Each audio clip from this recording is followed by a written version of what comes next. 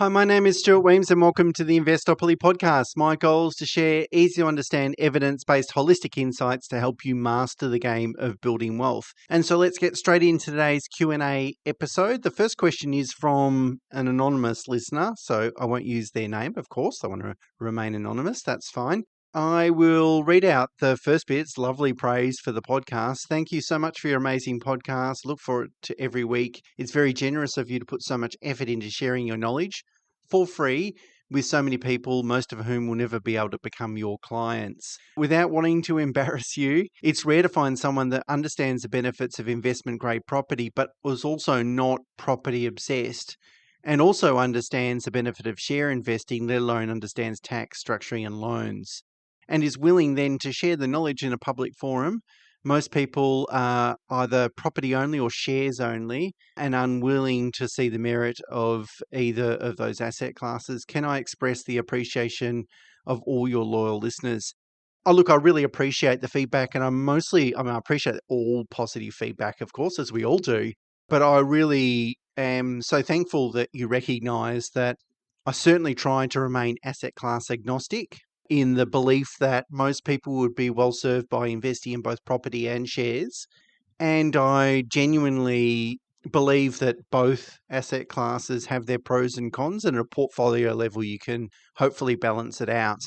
But also the other thing is, that it's true that people tend to be either in the property camp or the share camp, and it's such a shame, really, because it's almost like a religion, if you like. That's my belief, and so I can't believe the alternative.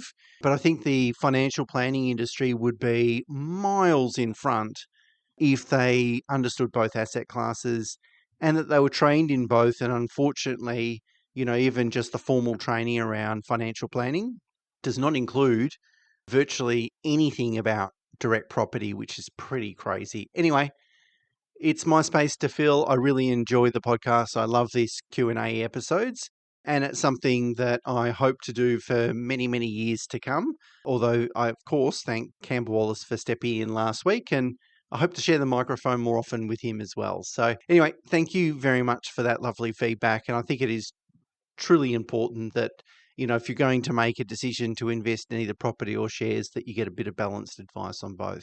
Okay, so into today's question, which is a bit of a long one, so I'm just going to summarize it. The listener refers to episode 317 that I recorded in mid-2024 on the concept of live investing.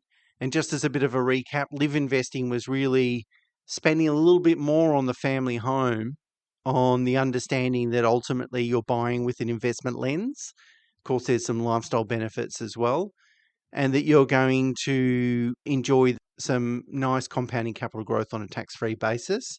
And to just put a little bit more context around this, sometimes we are faced with a situation or a comparison of like buying the family home, upgrading the family home, trying to be as conservative as possible with that budget to leave enough room to go and buy an investment property. And that's what a lot of people sort of contemplate or think about.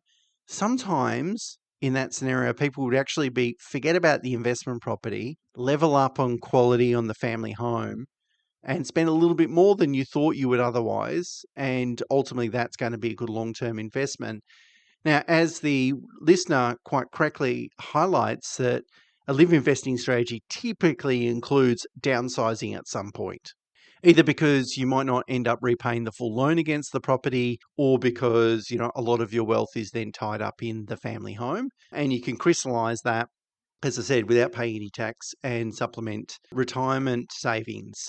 The listener was asking about a little bit of a change to that strategy, kind of bridge the difference between the time of you retiring and the time of needing to downsize.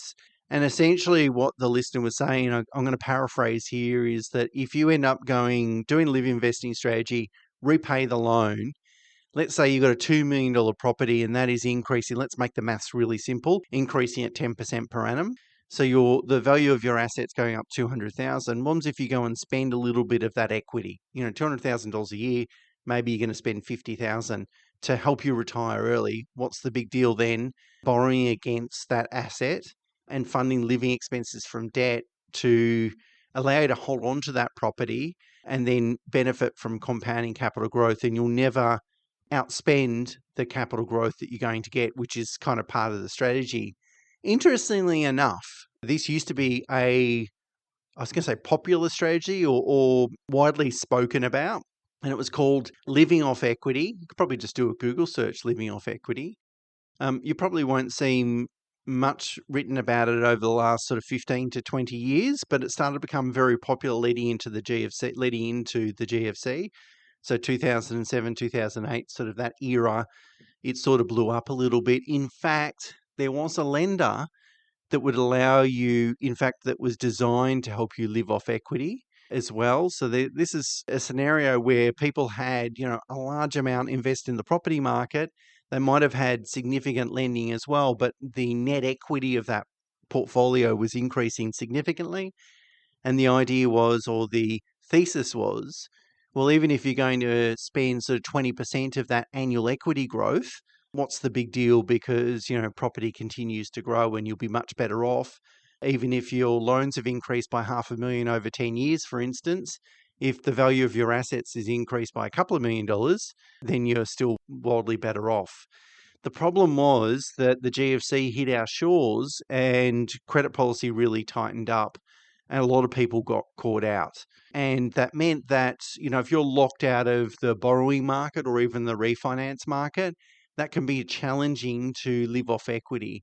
And then once the lender knows that's what you're doing, it's going to be difficult too, right? Because the lenders have a legal obligation to ensure you can afford the loan. If they can see that you're actually using debt to fund living expenses, that's not going to be looked upon favourably.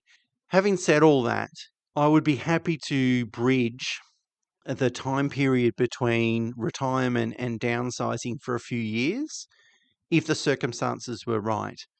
But as a long-term strategy or as a strategy, I'd be reluctant. I'm always reluctant to use debt to pay for living expenses. I just think there's got to be a better way to do it. And sometimes greed can be the main motivation for that. That is, look, I want these assets to continue to perform, so I'm not prepared to sell them yet. And you kind of want your cake and eat it too, which is understandable. But you've got to be really careful because debt is a wonderful servant but a terrible master.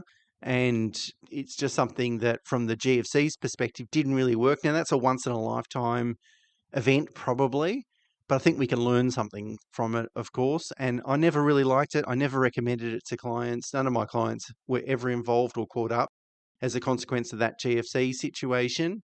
But I just feel like it's a strategy that's a band-aid strategy. It's actually not solving the problem. It's just sort of overlooking the problem or kicking the can down the road, and it's not really what I like to do. I think the best thing, with debt and property and so forth, the best thing is to put yourself in a really strong position. Think about all the things that can go wrong. I mean, don't obsess about, or be too overly negative and look for problems, but, think about everything go wrong, make sure you got an answer there, and then just hope everything goes right. And I really think that's the best approach. But firstly, thank you so much for the wonderful feedback initially, and also thanks for the question. It's an interesting thought. On paper, it works really well. There is a bit of a good theory behind it, but I think from a practical perspective, it's not something I'm massively in love with.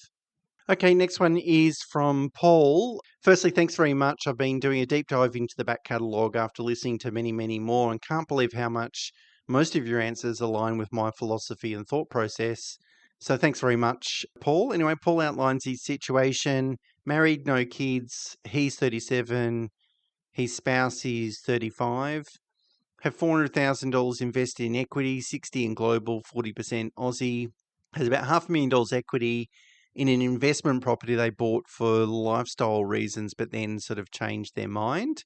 And it's grown about 400,000, so it's not a terrible outcome, but isn't a great property from an investment grade perspective. And they've just bought another lifestyle property off the plan. Don't yell at us. I promise not to yell at anyone that asks questions through the podcast. Anyway, bought it for 1.1. The val came in at 1.4. And so after their deposit and whatever, they've got about $450,000 of equity. Family income is 185 plus 115, less 100,000 for expenses, and they save $120,000 a year. Savings rates about 55%. Their goal is financial independence and to try and spend some time between Australia and Europe, but longer term sort of periods. So they're going to trial this next year with the 3-month trip. But the short to medium term is I'd love to do several sort of 3-month trips where they kind of immerse themselves in the culture of the location that they're traveling to, and then work hard for 12 to 18 months, come back to Australia, work hard for 12 to 18 months and sort of do it again, and have more of those sorts of trips. And so Paul's asking, what sort of strategy options does he think would I consider in his situation? So sell the investment property, and during the year that they're going to take some time off to minimise capital gains tax, and then maybe put the equity, about $500,000, into the home to reduce the home loan debt, and then borrow again against that equity to invest in the share market. He's talking about VGS, which is Vanguard International, just the broad-based international fund.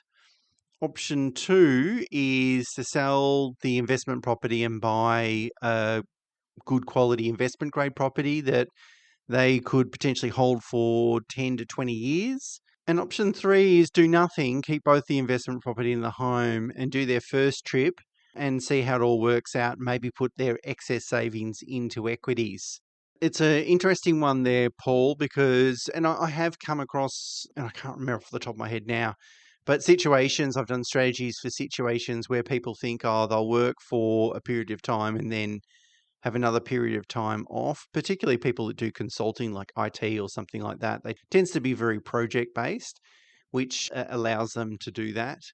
My wife and I have actually spoken about living in another country for a period of time, 3 to 6 months, that sort of thing. I could do the podcast over there. I think it will work out really well. Unfortunately, we've got sick family members at the moment, so now's not the right time. But so I very much identify what you're keen to do there, Paul. Look, the first thing is that the property that you originally purchased for lifestyle reasons, but you acknowledge it's not a long-term investment grade property. I mean, that's the first thing that is obvious to me that needs a solution. So that is, you need to divest of that asset. If it's not a good quality investment, then why hang on to it?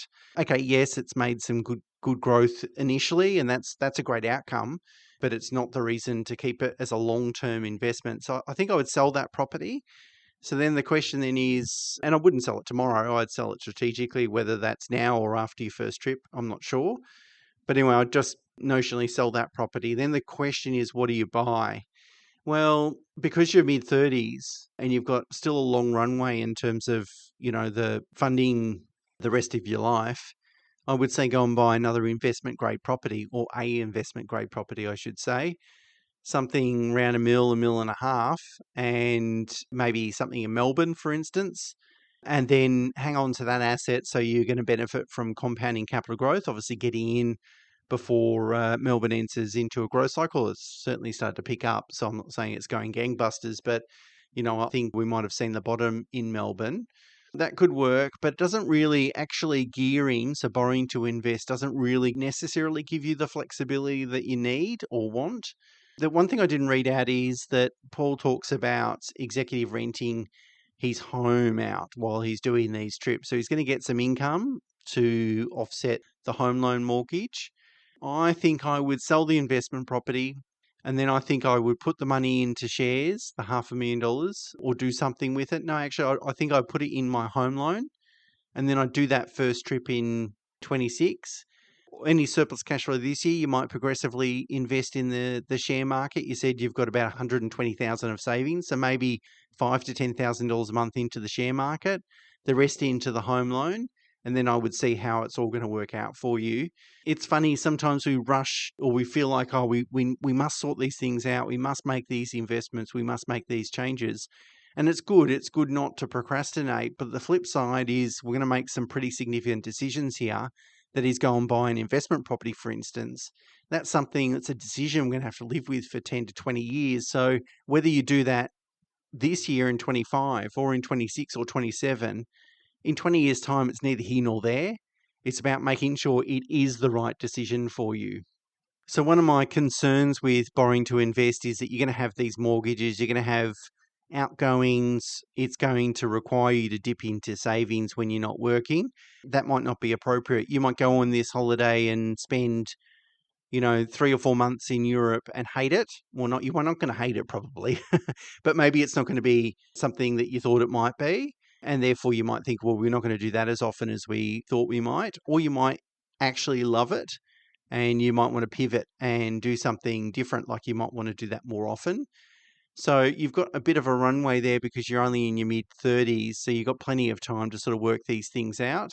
So I don't think I'd be making some significant financial decisions at this stage. I think I'd get rid of the investment grade property. Again, whether you do it this year, next year, whatever, probably sell it, as you correctly highlighted, in the financial year that you're going to take some time off, and then just see how that goes. And if you can get your head around having some more debt and buying the investment grade asset, I think because of your age and stage of life, that's probably the best thing to do.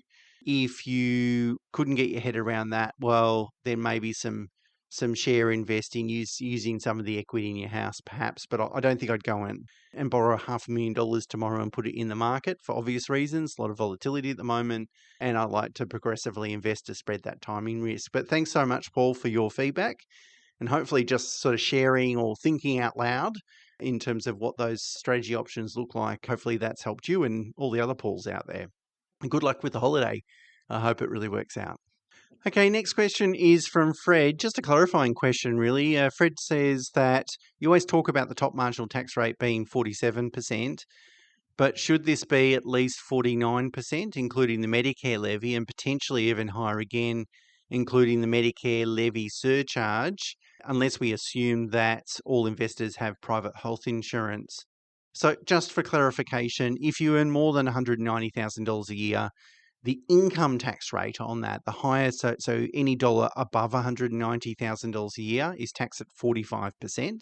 We then add a 2% Medicare levy that everyone pays, of course, so that takes us to 47%. That's the bit I'm talking about. If you don't have private health cover to avoid the Medicare surcharge, then you're right, it could be another 1.5% on top of that. But I'm going to assume that 1.5% will be more than actually having health insurance that avoids the Medicare levy surcharge. And I think that assumption would be right. So therefore, people would be well served by having that private health cover for lots of different reasons, one of which is to avoid the Medicare levy surcharge. And so therefore, the top marginal tax rate is 47%. Fred also highlights that companies don't pay Medicare levy. That's correct. Neither do super funds. It's really only individuals or trusts potentially that don't distribute income to beneficiaries. So if the undistributed income is taxed at the trust level, sometimes they pay the Medicare levy as well. But a good question, Fred, just for clarification. I think in real terms, 47% is the top marginal tax rate, which is still way too high, or at least when it kicks in at $190,000, that's ridiculous. And we've seen a lot of bracket creep in Australia over the last 10 years, which means that people, individuals, are paying more and more tax, way more than a lot of other developed economies. And I've spoken about in this podcast the need for significant tax reform, but it's probably never going to happen. Anyway, I'll get off my soapbox and let's get on to the next question. And the next question is from Justin. Justin writes, thanks again for the incredible podcast. I've been listening to you for years and have shared your podcast with all my friends who are looking to improve their financial literacy or position. I've got 2 questions on live investing, and we'll use myself as an example. My partner and I recently we're looking to purchase our 3rd investment property. But thanks to your podcast, instead we decided to sell 2 average properties and buy 1 above average investment property that we intend to eventually live in. I can't thank you enough for your advice. We now own a property that we dream of living in and are much more confident in its ability to produce capital growth. And Justin sent me the link of the property. Pretty sure he wouldn't appreciate me sharing the address, of course, but it's in Balmain in Sydney. Looks like a lovely property, and it really is about quality in the long run. I think when Justin looks back at this decision in 20 years' time, for instance, he'll say that was a good decision. Anyway, Justin continues, my partner and I are both 30 and 31. We purchased the property for $2.4 million and borrowed $1.95 million. This means our principal interest repayments are about $12,400 a month. We're renting the property out for $5,400 a month and personally contribute about $8,000 a month, $7,000 to the mortgage and another $1,000 to cover all costs like rates, fees, maintenance, etc. We have a combined income of $250,000 and our after-tax monthly paycheck is around $14,000 to $15,000. So we're contributing 50-60% of our salaries towards holding this property. This is fine for now, but we hope to live in the property in 3 to 5 years, and we have to then cover the full mortgage repayment, which won't be as palatable. We are both in roles where we expect at least an annual 5% growth in salaries, and we planned for interest rates to be closer to 5% in 3 to 5 years' time. We're hoping to have children in 2+ years and continue to do so while living with my parents. My first question is P&I loan repayments the right choice, or should I convert to interest only? I see the value of interest only improving our cash flow about $1,000 a month, as well as the negative gearing benefits. Conversely, when we move into the property and switch to an owner-occupied loan, we'll have more non-tax deductible debt and won't have the 3 to 5 year head start on paying it off. The second question is, do you have any other suggestions for optimizing the transition from investment loan to owner-occupied loan? Thanks in advance and keep up the good work. So Justin, thank you so much for the question. It's a good one and it's a good strategy. That is, buy the home that you plan to occupy in, rent it out so you get the negative gearing benefits. You're talking about living at home, so obviously that's going to help from, defray some of the living expenses and costs, but, you're going to enjoy compounding capital growth over the long run. And, I bet in 5 years' time, you'll look back and go, well, that property wouldn't be affordable today for us to get into that location. We'd have to make some compromises. So well done on all that decision making, because, it's not easy to unwind previous investments, like sell a couple of average quality assets and put it into one. But fantastic. P&I, well, I think given where you are, given everything you've told me, I think P&I is good. The question is, where do you want to park additional cash flows? So that's what I think about when I'm thinking about principal interest and interest only. Because if I put it to interest only, what else am I going to do with the money? Do I want to free up that cash flow? And because you want to have the flexibility to move into that property within 3 to 5 years, we don't really have a huge runway of time. Definitely the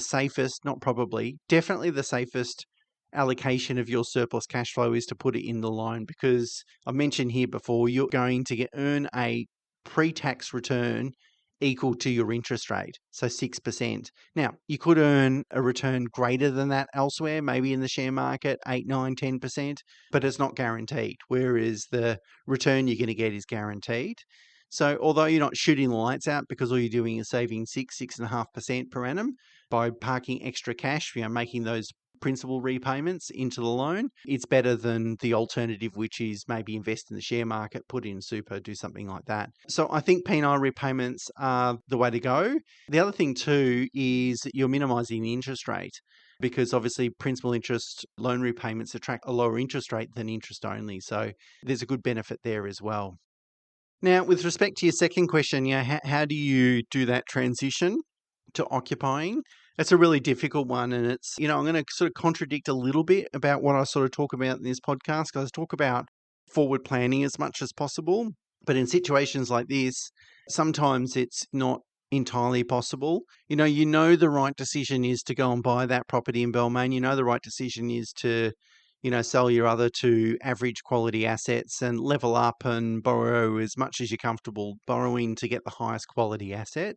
That's obvious. What is less obvious today is when will you be able to afford to move into that property? And that's where you need to retain a bit of flexibility around that decision making. I mean, the only thing you can do to make that more palatable for you is repay the loan faster or increase your income. And hopefully you can do both those things over the next 3 to 5 years. But we just don't know the distribution of those returns. Like, we don't know how quick you'll be able to repay that debt or how quickly your income will rise. That can happen spasmodically for some people, and they might, in year 3 get a pretty significant pay rise, and then bang, it's suddenly affordable. But you don't know when these things are going to happen. So you've only got to try and make the best long-term decision and then hope it works out okay, but be a bit flexible around the timing of that transition. If you get to year 5 and it's still really challenging from a cash flow perspective, well, maybe you've got to delay it for 12 months. It just really depends what happening to interest rates, all those sorts of things. The thing that I would say is because you're making principal repayments, try and build in, if you can make some extra repayments over the next 3 to 5 years, you can build in a bit of buffer.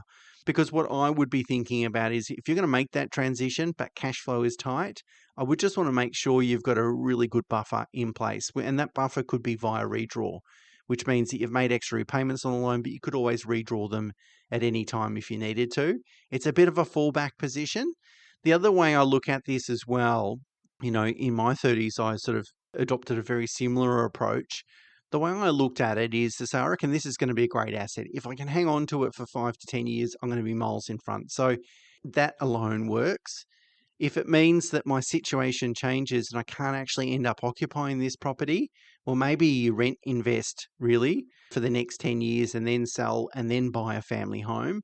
So it's not something like, oh, I'm going to go and buy this property, I'm married to it, that's it, this is my strategy, I'm not going to have any flexibility.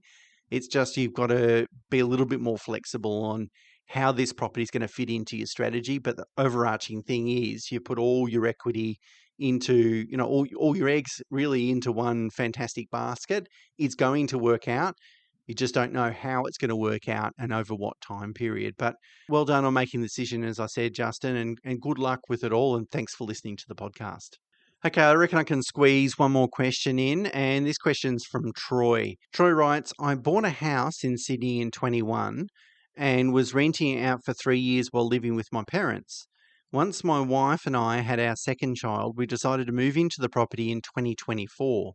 However, I'm now looking at rent investing to be closer to my older children's school. So I would like to rent out the house again and rent another property, so to live in. Am I eligible to utilise the 6-year rule? If so, how would it work in my situation? So just for listeners, the 6-year rule relates to the capital gains tax, which suggests that if you move out of your principal place of residence and you don't claim another property as a principal place of residence, so you're renting, for example, you have up to 6 years to enjoy the main residence exemption, which means no capital gains tax. So in Troy's situation, he bought the property in 21 and then, as I understand it, rented it out straight away. So that's an investment property then, and it has a cost base. And so any change in value between 21 and 24 is going to attract capital gains tax.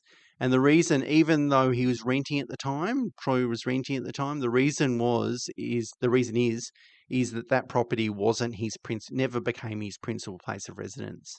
Of course, it did in 2024, last year, genuinely became his principal place of residence.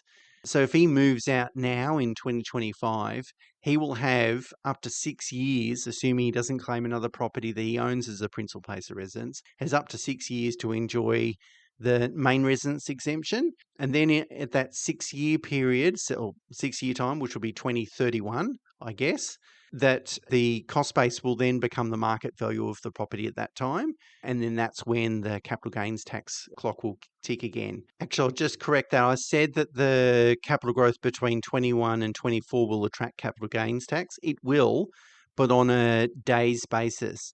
So actually let's assume that, it's all very confusing, but let's assume that Troy moves out of the property in 2025 and sells it in 2031.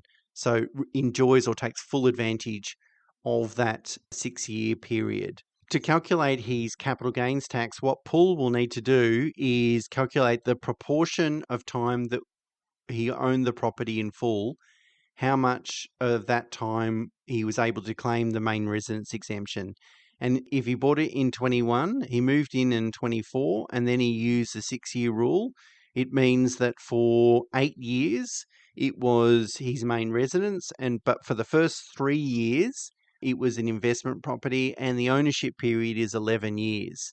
So really, 3 divided by 11 is about 27%, which means that when he calculates original cost base of that asset and then less the net sale proceeds, to calculate the gross gain, the actual gain will be 27% of that amount. So really, let's call it a third, if you like.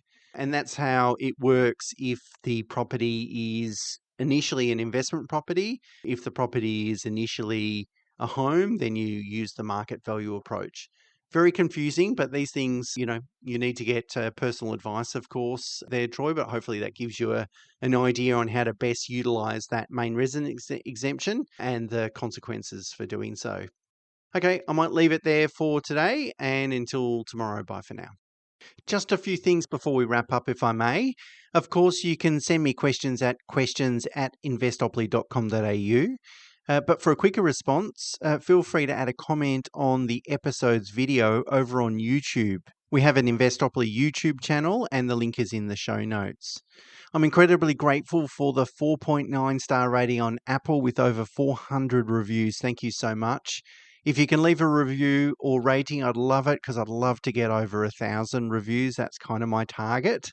Keep checking the show notes for free downloads, and I include book discounts there as well. And of course, if you're interested in working with my team and I've included a web link where you can find out a little bit more about what we do and get in touch with us. And of course, until next time, bye for now.